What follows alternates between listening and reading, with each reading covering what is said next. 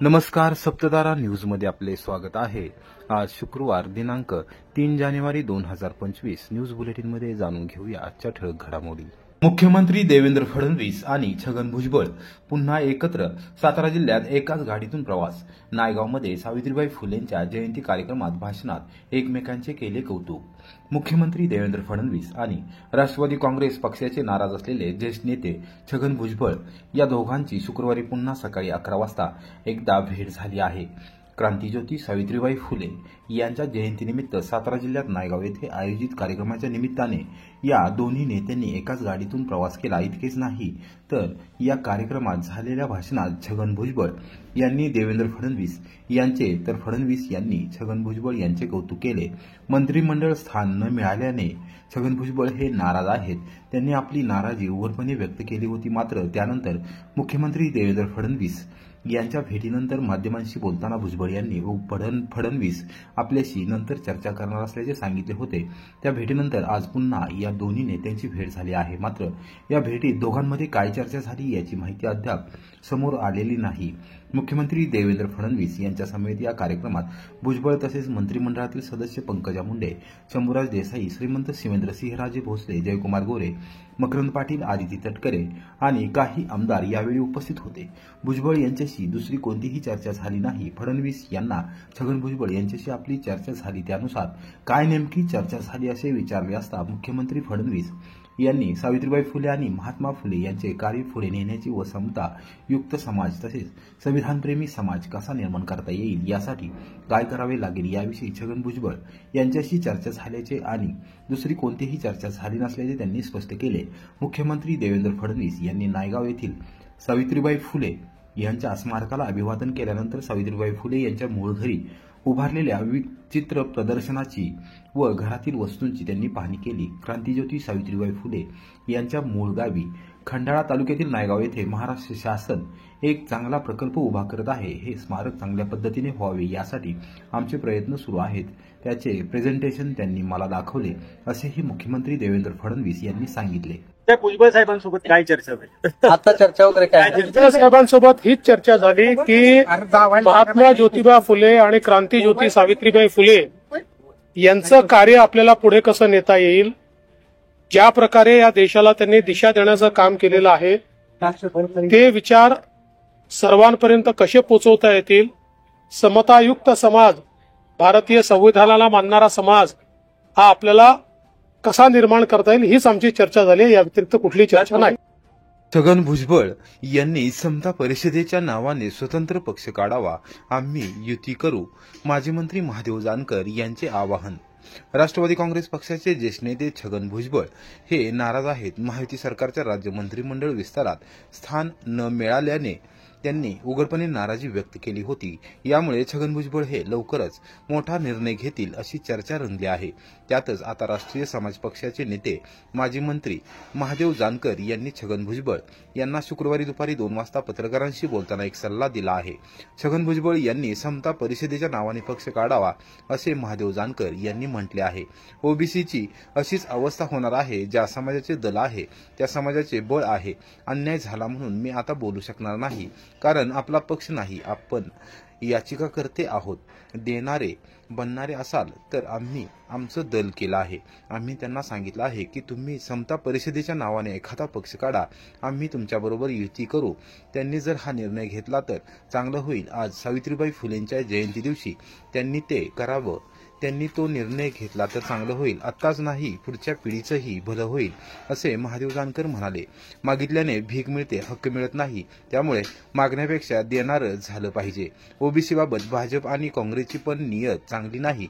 राज्यात EVM set करण्यात आला म्हणून यांची थम्पिंग मेजॉरिटी आली। आमचे मतही भाजपला वळवण्यात आले आहेत। बॅलेट पेपरवर निवडणूक ह्या आमचं जे होईल ते होईल। ईव्हीएम लोकशाहीचा गळा घोटण्याचे काम करत आहे। राष्ट्रीय समाज पक्ष हा दिल्ली आणि बिहारमध्ये निवडणूक लढवणार आहे। आम्ही आता एनडीएतून बाहेर आहोत असेही महादेव जानकर म्हटले आहेत। भुजबळ साहेब हे आदरणीय मोठे नेते आहेत आमचे। मी त्यांना सल्ला देणे इतपत मोठा माणूस नाही, परंतु दुसऱ्याच्या घरात राहिल्यावर असं होत राहतं। त्यासाठी आपली स्वतःची झोपडी बांधली पाहिजे हीच माझी। आता ते माझ्यापेक्षा मोठे आहेत, माझे आदरणीय नेते आहेत, म्हणून मी कुणाला सांगणार नाही की कुणावर अन्याय होतून काय होतो. जोपर्यंत आपलं स्वतःचं घर बांधलं जाणार नाही तोपर्यंत अन्याय आपल्या होत राहणार आहे. म्हणूनच आम्ही शहाणे होऊन 2003ला स्वतःची झोपडी बांधलेली आहे. कुणाच्या महालाची अपेक्षा न ठेवता. महालात गेलं का असं चढ उतार होतात, त्या पक्षाची फिलॉसॉफी असते, आपण त्याबद्दल विचार बोलणं योग्य नाही. पण भुजबळ साहेब मोठे नेते आहेत, आदरणीय. आणि नायगावची डेव्हलपमेंट केली ती छगन भुजबळांनी केली. ओबीसीची नॅशनल लेवलला जी ओबीसी जागृती आणण्याचं काम केलं त्यात भुजबळांचा सिंहाचा वाटा आहे. त्यामुळे भुजबळ साहेबांना सल्ला देणं इतपत मी मोठा नाही, पण मी त्यांचा धाकटा भाऊ म्हणून मी त्यांना सांगेन की आपलं घर बांधलं तरच आपलं उद्या येणाऱ्या पिढीचं चांगलं होईल, एवढीच माझी त्यांना. पण मंत्रिमंडळात ओबीसी नेते आहेत, मात्र ओबीसीचा आवाज उठवणारा नेता भुजबळ साहेब पाहिजे होता असं नाही. आता त्याच्याबद्दल मी अभिप्राय बांधणार नाही. मी युतीवर बी नाही, एनडीए बरोबर महायुतीवर नाही. आम्ही आमच्या स्वतंत्र आहे, आमची स्वतःचीच ताकद एक दिवस करू आणि आम्ही आमच्या विचाराचं राज्य आणण्याचा प्रयत्न करू. फुलेंना अभिप्रेत असलेलं राज्य या देशाला आणण्याचा प्रयत्न माझा पक्ष करेल. त्यामुळे कोणी काय केलंय, आता त्यांची सत्ता आहे, त्याबद्दल आपण बोलण्याचा अर्थ नाही, जगच तिकडे आहे. परंतु एक दिवस फुले विचाराचा राष्ट्रीय समाज पक्षाचे मुख्यमंत्री नायगावला येईल, त्या दिवशी आम्ही तो करण्याचा प्रयत्न करू. सातारचे नूतन जिल्हाधिकारी संतोष पाटील यांनी स्वीकारला पदभार. अप्पर जिल्हाधिकारी उपजिल्हाधिकारी यांनी केले स्वागत. सातारचे नूतन जिल्हाधिकारी संतोष पाटील यांनी गुरुवारी रात्री उशिरा 10:15 वाजता सातारा येथे पदभार स्वीकारला. त्यापूर्वीच पुणे येथे जाऊन जिल्हाधिकारी जितेंद्र डुडी यांनी पदभार स्वीकारला. राज्य शासनाने गुरुवारी दुपारी राज्यातील सनदी अधिकाऱ्यांच्या बदल्या केल्या होत्या. त्यामध्ये पुणे जिल्हा परिषदेचे मुख्य कार्यकारी अधिकारी संतोष पाटील यांची सातारचे जिल्हाधिकारी म्हणून नियुक्ती करण्यात आली होती. त्याचबरोबर तात्काळ प्रभावाने पदभार स्वीकारण्याचे निर्देश देण्यात आले होते.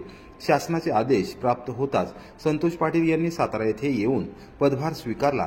अप्पर जिल्हाधिकारी जीवन गलांडे, निवासी उपजिल्हाधिकारी नागेश पाटील, महसूल उपजिल्हाधिकारी विक्रांत चव्हाण, जिल्हा पुनर्वसन अधिकारी मनोहर गव्हाड आणि वाईचे प्रांताधिकारी राजेंद्र कचरे यावेळी उपस्थित होते. संतोष पाटील यांनी गलांडे यांच्याकडून जिल्ह्याचा आढावा घेतला. त्याचबरोबर मुख्यमंत्री नामदार देवेंद्र फडणवीस यांच्यासह प्रमुख मंत्र्यांच्या उपस्थितीमध्ये होणाऱ्या कार्यक्रमाबाबतची माहिती घेतली. केळघर घाटात अपघातांची मालिका सुरू, प्रवास बनला धोकादायक. सार्वजनिक बांधकाम विभागाचे दुर्लक्ष. सातारा मेढा महाबळेश्वर महामार्गाच्या कामाच्या दर्जामुळे सातत्याने केळघर घाटात अपघात होत असल्याचे स्पष्ट झाले आहे. गुरुवारी रात्री 10 वाजण्याच्या सुमारास महिंद्रा थार जीप भर घाटात पलटी झाली, त्यामुळे वाहतूक विस्कळीत झाली होती. एकूणच केळघर घाटातील कामाचे पुन्हा एकदा सर्वेक्षण होण्याची आवश्यकता वाहनधारकांनी व्यक्त केली. दररोज किमान हजारो वाहनांची वर्दळ असणाऱ्या विजापूर पोलादपूर महामार्गाचे काम सातारा मेढा आणि महाबळेश्वर दरम्यान झाले आहे, परंतु ठिकठिकाणी अपूर्ण काम. वळण रस्ते, उपमार्गाकडे जाणाऱ्या रस्त्यांना नसलेले फलक, सांडपाणी तसेच पावसाचे साचलेले दुर्गंधीयुक्त पाणी यामुळे अपघाताला निमंत्रण देणारा हा प्रकल्प म्हणजे असून अडचण नसून खोळंबा ठरत आहे. अनेक ठिकाणी रस्ता पूर्ण आहे, मात्र उंचवट्यामुळे 2 भाग झाले आहेत. संपूर्ण महामार्गावर सुमारे असंख्य ठिकाणी वळण रस्ते आहेत, मात्र अनेक ठिकाणी मुख्य रस्त्याला जोडणाऱ्या रस्त्यावर धोकादायक पद्धतीने चुकीच्या दिशेने वाहनांना जावे लागते.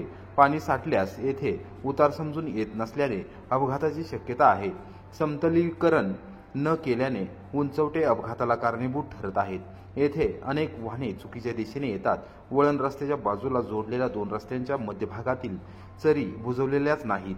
अनेक ठिकाणचे समतलीकरण न केल्याने उंचवटे अपघाताला कारणीभूत ठरतात. एकूणच वाहनधारकांना या मार्गावर सुलभ प्रवास करता येत नाही.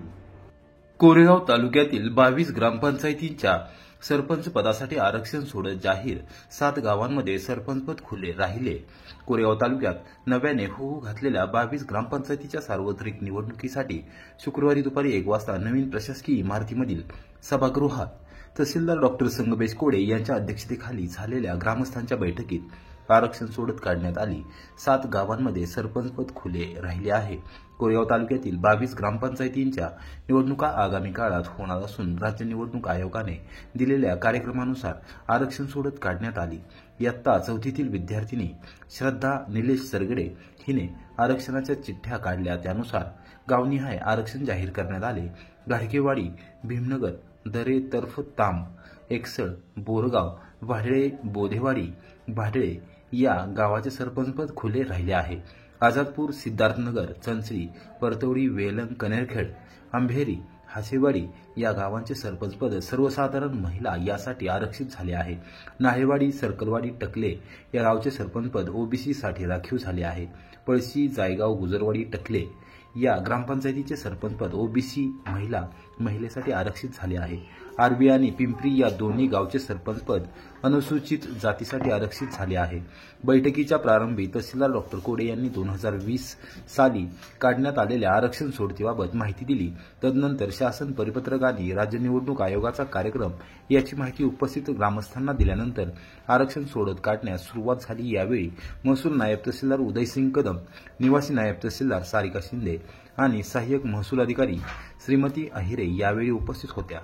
14 चिठ्ठ्या आता टाकलेल्या आहेत, जे की आपल्याला त्यातनं आपण 7 चिठ्ठ्या काढणार आहे. त्या 7 जाणार आहेत सर्वसाधारण महिला, उरलेले सर्वसाधारण, उरलेले जे सरकारी होते सर्वसाधारण.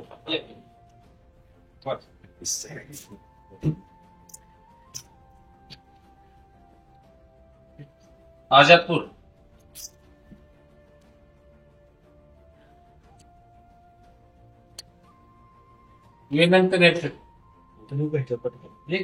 सर्वसाधारण महिला, परतवडी, 3 झाले, चौथे चंचळी,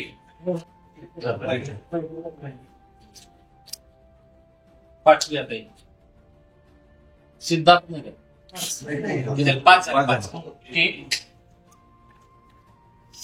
हासेवाडी,